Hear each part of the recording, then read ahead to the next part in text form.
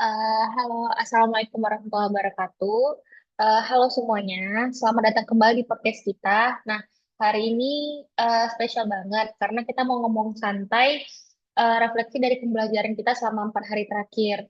Nah, banyak-banyak banget nih insight yang kita dapat, mulai dari wawasan kebangsaan, bela negara, analisis kontemporer, sampai teknis analisis isu. Nah, kita akan coba kilas balik hari demi hari yang kita pernah pelajari selama 4 hari ini, sambil sharing apa yang paling berkesan dan paling relevan buat kita sebagai ASN. Nah, jadi langsung aja kita mulai ya. Eh, yang pertama itu, kalian ingat nggak sih kalau waktu hari pertama kita laksar, pernah nggak sih ngerasa kita tuh udah tahu Pancasila, Undang-Undang Dasar 1945, NKRI, dan Bhinneka Tunggal Ika itu penting. Tapi nggak pernah benar-benar mikir kenapa, karena pas sesi wawasan kebangsaan, kita jadi ngerasa kayak dibangunkan. Nah, ternyata konsensus dasar itu bukan sekedar hafalan, tetapi merupakan fondasi moral yang harus kita jaga sebagai ASN. Iya Kak. Kalau aku juga awalnya mikir kayak gitu sih Kak, bakal jadi sesi yang formal, yang textbook banget gitu ya. Tapi ternyata kita malah diajak untuk menyelami makna di balik simbol dan sejarahnya. Misalnya kayak Garuda Pancasila itu kan bukan cuma sekedar lambang negara, tapi punya filosofi tentang kekuatan, keadilan, dan persatuan. Itu sih Kak. Lalu kita sebagai ASN juga harus jadi apa ya, representasi dari nilai-nilai itu. Gitu Kak. Benar banget. Nah, dan izin menambahkan Kak ya, Eh, dan yang bikin aku reflektif adalah saat fasilitator bilang, ASN itu bukan cuma pelaksana kebijakan, tapi penjaga nilai bangsa. Kita punya tanggung jawab ideologis, nilai-nilai seperti demokratis, gotong royong, dan keadilan sosial itu harus hidup dalam keputusan kita sehari-hari. Misalnya saat kita memilih antara efisiensi dan keadilan dalam pelayanan, Kak.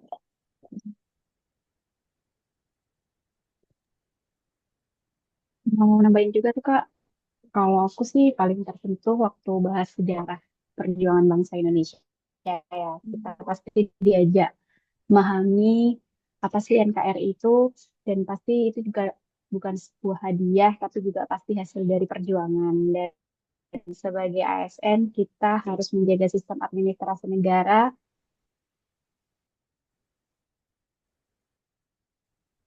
yang menopang keutuhan itu, bukan. oh, ya. Oke, Ben ada yang mau nambahin lagi nggak Boleh tentang Kak izin teman-teman? menambahkan, Oke. benar seperti kata Kak Aisyah tadi, yang penting kita Mm-mm. diajak untuk menginternalisasi nilai-nilai kebangsaan, bukan sekedar tahu, tapi juga merasa dan bertindak. Misalnya nilai religius bisa diwujudkan lewat kejujuran dan empati dalam pelayanan. Nilai persatuan bisa kita jaga lewat kerja lintas sektor yang harmonis. Seperti itu, Kak. Saya juga izin menambahkan, ya nih Kak Amel, aku jadi mikir, kalau kita nggak paham nilai dasar bangsa, gimana kita bisa jadi pelayan publik yang berkarakter? Kita kan harus punya kompas moral dan konsensus dasar itu adalah kompasnya, begitu Kak. Izin menambahkan Kak, aku setuju sih ya dengan pembicaraan tadi. Dan menurutku nilai-nilai itu bukan cuma untuk kita pribadi aja ya, tapi juga harus kita tularkan ke lingkungan kerja kita lewat sikap, keputusan, dan cara kita berinteraksi. Dan itu bisa dimulai dari hal kecil sih, misalnya kayak menghargai pendapat, menghargai perbedaan pendapat, mendengarkan teman atau rekan kerja dengan empati kita dan nggak pilih kasih dalam pelayanan. Itu semua juga bagian dari Bhinneka Tunggal Ika kok. Betul Bang, kita juga jadi lebih peka terhadap pentingnya sistem birokrasi yang adil dan transparan. Karena kalau sistemnya rusak, nilai kebangsaan juga ikut terkikis ya kan? Nah, benar. Jadi itu kesimpulan besar dari yang kita pelajari selama 4 hari ini terkait wawasan kebangsaan kita. Nah, jadi kita lanjutkan Kan nih setelah ini kita ada mempelajari materi mengenai nilai-nilai bela negara yang sangat perlu kita amalkan untuk menjadi warga negara yang baik. Kalau kita dengar kata bela negara, seringkali terbayang adalah perang senjata ataupun perang militer. Nah, padahal sebenarnya bela negara bukan hanya soal angkat senjata, dan bela negara merupakan tentang kesadaran, sikap, dan tindakan setiap warga untuk mencintai dan menjaga negaranya sesuai peran masing-masing. Selanjutnya kita bakal sharing sedikit refleksi setelah kita mempelajari tentang nilai-nilai bela negara ini. Nah, pertama coba kita dengar dari Bang Fauzi dulu deh. Menurut Abang, apa sih arti bela negara itu? Boleh nggak? Kalau menurut saya, bela negara itu Kak, bukan hanya tentang angkat senjata. Bela negara itu juga sikap dan tanggung jawab kita untuk saling menjaga, mencintai, dan membangun Indonesia sesuai dengan kemampuan kita masing-masing. Gitu sih, Kak. Hmm, Iya, benar, benar banget sih. Nah, kalau menurut Bang Ahmad Nursyah, menurut Abang gimana tuh cara kita mewujudkan cinta tanah air kita kepada bangsa kita?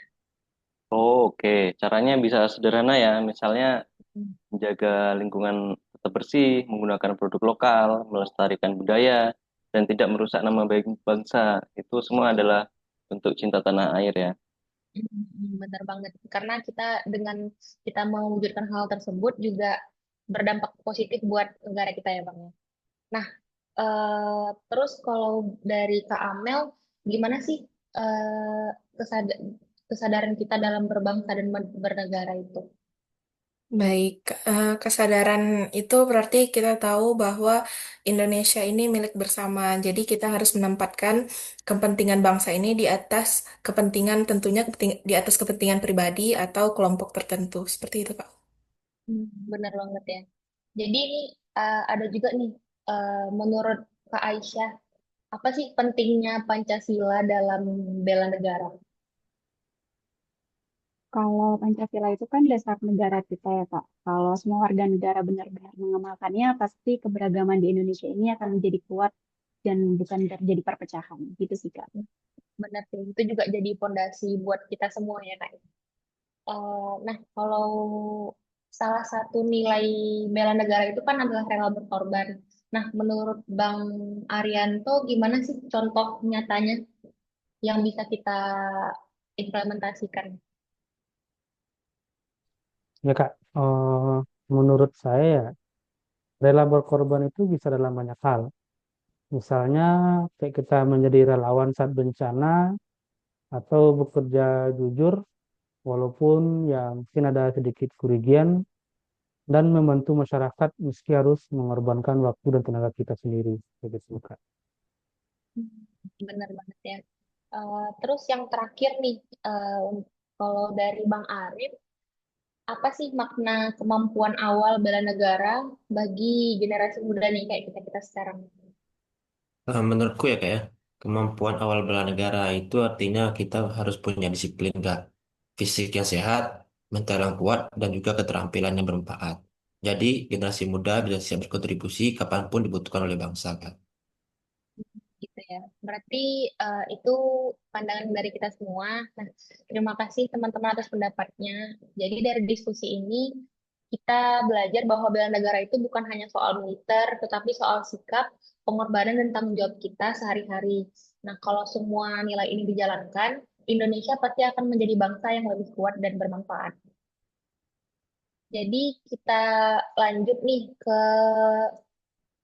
pembelajaran kita yang selanjutnya itu terkait isu kontemporer.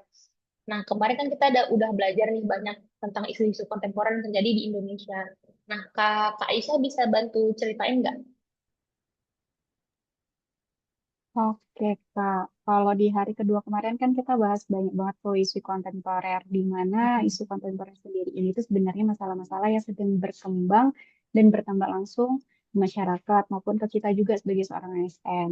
Salah satu contoh isunya itu yang masih aja terulang terjadi di Indonesia saat ini yang sederhana, yaitu ada hoax dan disinformasi. Apalagi dengan adanya perkembangan teknologi yang semakin mempermudah dalam penyalahgunaan informasi, sehingga penyebaran hoaks itu semakin mudah terjadi di berbagai platform. Bahkan sekarang dengan adanya AI ini, yang tadinya digunakan untuk membantu dalam hal kebaikan, malah disalahgunakan yang berujung pada isu hoax ada di mana-mana. Gitu sih, Kak. Nah, betul Kak, izin menambahkan di era digital sekarang, informasi bisa menyebar cepat, tapi sayangnya tidak semuanya benar ya. Dan kita sebagai ASN harus bisa menjadi teladan dalam literasi digital. Cara sederhananya, yang pertama bisa selalu cek kebenaran sebelum membagikan informasi, lalu gunakan media sosial secara positif dan ikut mengedukasi masyarakat agar tidak mudah terprovokasi. Selain isu tadi nih Kak, yang masih sering terjadi saat ini tentang korupsi di Indonesia. Menurut Kak Isya gimana? Oke, kalau kita lihat ya, korupsi itu kan udah kayak penyakit yang ada terjadi di negeri kita. Sebenarnya banyak sekali penyebabnya, bisa salah satunya juga karena konflik kepentingan. Padahal korupsi itu kan dampaknya luas banget, nggak cuma bikin negara rugi uang, tapi juga bikin pembangunan terhambat, keadilan nggak jalan, dan akhirnya rakyat kecil pun yang susah. Contohnya nih awal tahun kemarin sempat terjadi kasus korupsi yang di BUMN ya, yang nilainya tuh triliunan, yang ternyata sangat merugikan masyarakat dan banyak aspek lain juga. Jadi bikin banyak orang kehilangan kepercayaan. Padahal masyarakat tuh butuh pelayanan yang transparan dan juga jujur.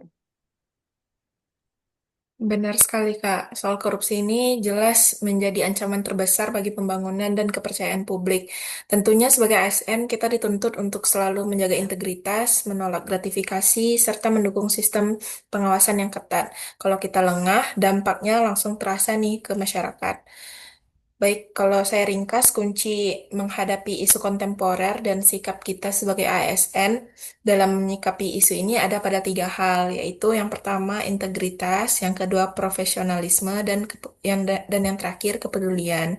Dengan begitu, kita bisa hadir sebagai solusi, jadi teladan bagi masyarakat, dan ikut memperkuat fondasi negara ini. Terima kasih. Nah, itu tadi obrolan dari Kak Aisyah dan Kak Amel terkait isu-isu kontemporer yang ada di Indonesia.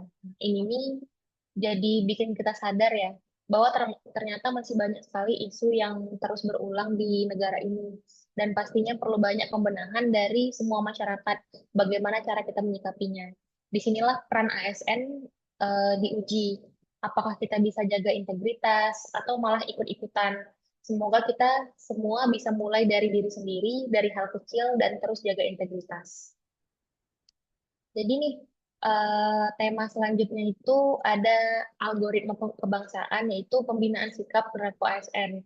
Nah, untuk selanjutnya kan masih berkaitan nih dengan materi sebelumnya, di mana perlunya hal untuk pengendalian isu yang beredar agar kita tidak mempengaruhi nilai-nilai kebangsaan dan nilai negara kita, yaitu algoritma kebangsaan yang udah kita pelajari di hari ketiga kita.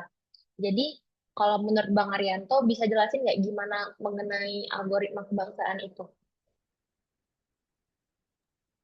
Ya Kak, izin menjelaskan ya, pada pembelajaran kita hari ketiga itu mengenai algoritma kebangsaan, di mana algoritma sendiri itu merupakan langkah-langkah sistematis dan terstruktur untuk menyelesaikan suatu masalah atau mencapai tujuan tertentu.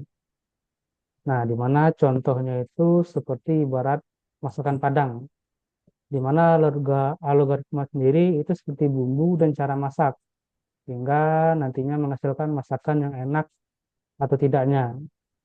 Dan algoritma kebangsaan merupakan sistem nilai dan perilaku untuk membangun negara dengan tujuan pola pikir, sikap, dan tindakan kebangsaan yang bertujuan untuk memperkuat nilai-nilai kebangsaan satu Indonesia, terutama yang di kalangan generasi muda melalui pemanfaatan media sosial.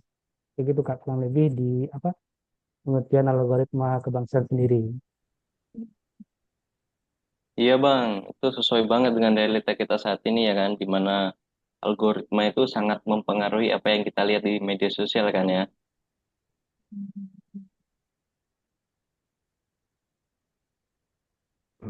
Betul Betul Bang. Bang. Di mana realitas masa kini kan juga dengan mudahnya mengakses informasi seperti menghasilkan krisis identitas kebangsaan di era digital kan, yang diperparah dengan AI dapat menghasilkan algoritma negatif sehingga diperlukan tata kelola, regulasi dan algoritma positif agar ancaman itu nggak gampang terjadi. Banyak kok contoh-contoh algoritma negatif ini yang akhirnya dapat memecah belah bangsa jika kita nggak bisa mengatasi dengan baik. Nah, benar banget. Nah, tadi kan udah disimpulkan dari Bang Arianto, Bang Ahmad Nursyah, dan Bang Fauzi tadi, bahwa algoritma kebangsaan itu merupakan suatu tindakan dari diri kita sendiri gitu ya. Gimana untuk menghadapi isu-isu yang terjadi di masyarakat kita sekarang. Jadi, kalau nggak salah kan kemarin kita ada dijelasin peran kita sebagai ASN muda dalam menghadapi algoritma negatif ini ya, Bang. Ada yang bisa bantu jelasin nggak, Bang? Oh iya Kak, kemarin itu selain menjelaskan mengenai algoritma, juga dijelaskan mengenai pentingnya peran kita sebagai ASN muda.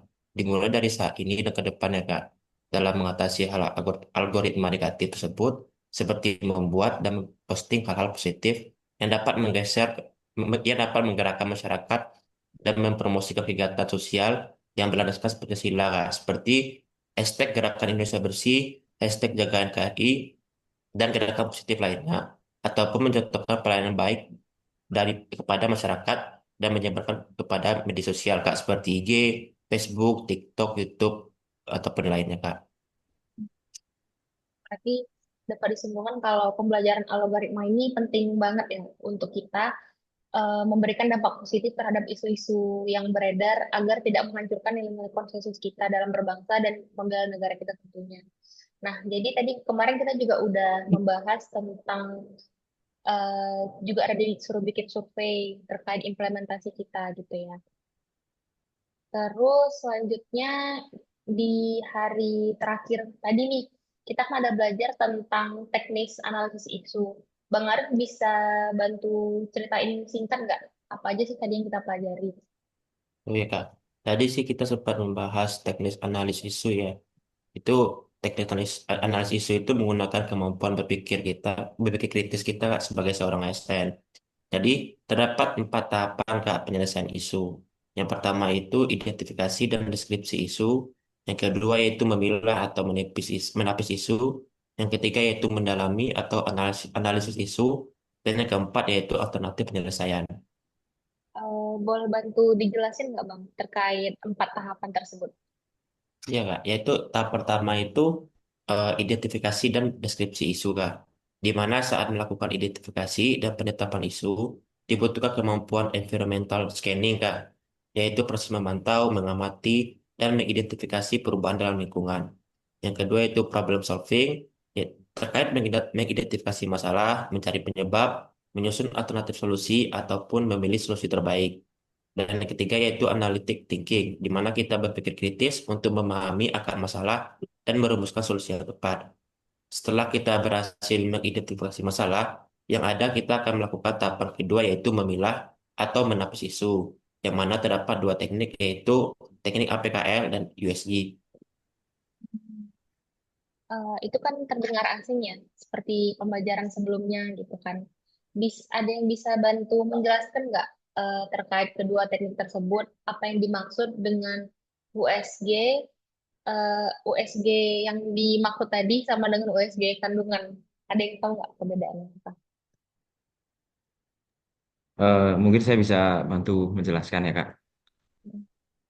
Eh, jadi teknik APKL atau akronim dari aktual, problematik, kelayakan, dan kelayakan merupakan sebuah metode penapisan atau penyaringan isu yang digunakan dalam analisis masalah di lingkungan untuk menentukan apakah isu tersebut memang pantas untuk dianalisis lebih lanjut. Kalau teknik USG sendiri, yaitu akronim dari urgensi, seriousness, growth, itu sebuah metode untuk menentukan urutan prioritas isu di mana yang harus ditangani terlebih dahulu. Jadi secara garis besar APKL itu bertujuan untuk menyaring kualitas isu. Isu apakah isu tersebut layak atau enggak. Sedangkan untuk USG itu bertujuan untuk memberi skor prioritas. Jadi mana yang lebih didahulukan itu. Begitu sih Kak. Oh, Oke. Jadi berbeda ternyata ya Bang USG yang kita maksud sekarang ya sama USG teman-teman. Oke, nah poin ketiga itu terkait analisis isu. Nah, ada yang bisa bantu jelasin nggak apa aja sih analisis isu? Nah, Oke, Mbak. Kak, saya izin menambahkan ya. Jadi ada tiga ya teknik untuk menganalisis isu tuh ya. Yang pertama kan ada family tree, yaitu memetakan hubungan sebab akibat antara suatu masalah pokok dengan penyebab langsung maupun tidak langsung. Kemudian ada yang kedua, five whys analysis, yaitu metode analisis masalah dengan cara bertanya mengapa berulang kali, 5 kali atau lebih untuk menemukan akar penyebab atau root cause dari suatu masalah. Kemudian yang terakhir adalah fishbone diagram. Bentuknya menyerupai tulang ikan ya, yang terdiri dari kepala dan ikan yang merupakan masalah utama akibat. Kemudian tulang besar ialah kategori penyebab dan tulang kecil yakni detail faktor penyebab. Seperti itu, Kak. oke. Berarti tadi kan udah identifikasi dan deteksi isu, memilah atau menapis isu. Nah, yang terakhir nih ada alternatif penyelesaian. Ada yang bisa bantu jelasin nggak? Apa aja? Oke, Kak. Untuk alternatif penyelesaian yang pertama di sini ada gap analisis ya. Di situ adalah teknis analisis untuk membandingkan kondisi saat ini dengan kondisi yang diharapkan. Lalu dilanjutkan dengan mengidentifikasi kesenjangan atau yang disebut dengan gap itu sendiri di antara keduanya. Dari kesenjangan ini kemudian disusun strategi atau alternatif solusi untuk menutup gap tersebut serta menentukan langkah strategis dan prioritas tindakan. Izin menambahkan, Kak, kita juga ada membahas terkait alternatif penyelesaian MC Namara. Prinsipnya yaitu setiap alternatif solusi dinilai menggunakan beberapa kriteria, biasanya efektivitas, kemudahan, dan biaya. Lalu diberi skor yang hasil totalnya menunjukkan alternatif yang paling layak untuk kita jalankan. Seperti itu, Kak. Jadi bisa disimpulkan dari pembelajaran hari keempat itu adalah teknik analisis isu melalui tahapan identifikasi, penyaringan dengan APKL atau USG, analisis menggunakan teknik seperti family tree, fishbone, five why, gap analysis, serta pemilihan solusi dengan gap analysis dan tapisan MC Namara. Jadi intinya materi ini melatih pegawai berpikir kritis dan sistematis agar mampu merumuskan masalah dengan tepat, serta memiliki solusi yang realistis dan terukur. Nah, jadi dari keempat pembelajaran yang udah kita pelajari ini, dapat kita simpulkan bahwa dari hari pertama sampai hari keempat ini saling berkaitan ya materinya ya, Kak ya. Tentunya ini juga Benar, benar. sangat benar ya, dan itu tuh juga sangat bermanfaat dan berguna baik kita sebagai ASN maupun kita sebagai masyarakat, benar ya. Jadi mungkin itu aja nih dari kita. Mungkin ini podcast kita penutup ya. Jadi kami dari kelompok satu mengucapkan terima kasih banyak yang udah nonton dan saya tutup. Assalamualaikum warahmatullahi wabarakatuh. Bye semuanya. Waalaikumsalam warahmatullahi wabarakatuh. Terima kasih, Kak.